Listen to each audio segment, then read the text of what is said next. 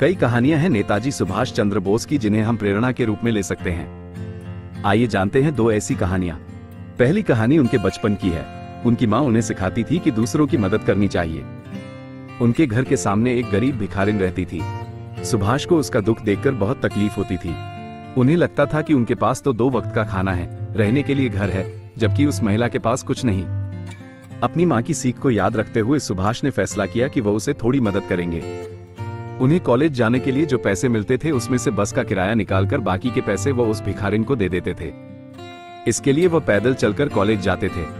इस कहानी से हमें सीख मिलती है कि दूसरों की परेशानी को कम करने के लिए हमें छोटे छोटे कदम भी उठा सकते हैं। साथ ही परिस्थिति कैसी भी हो, दूसरों की मदद करने की भावना रखनी चाहिए। दूसरी कहानी उनके ICS की परीक्षा से जुड़ी है। उस वक्त ये परीक्षा पास करके ब्रिटिश सरकार में अफसर बनना बहुत बड़ी बात मानी जाती थी।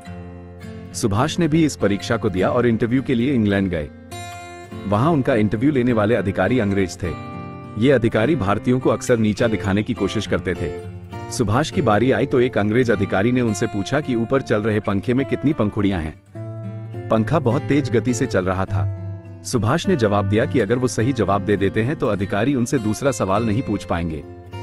साथ ही ये भी स्वीकार करना होगा कि भारतीय ना सिर्फ बुद्धिमान होते हैं बल्कि वे हर परिस्थिति में अपना रास्ता निकाल सकते हैं। अंग्रेज अधिकारी मान गए। सुभाष ने पंखा बंद किया और फिर पंखुड़ियों की गिनती करके उनको जवाब दे दिया। इस कहानी से हमें ये सीख मिलती है कि हमें अपने आप पर और अपनी क्षमताओं पर भरोसा रखना चाहिए। साथ ही किसी भी परिस्थिति में घबराना नहीं चाहिए और सूझबूझ से काम लेना चाहिए।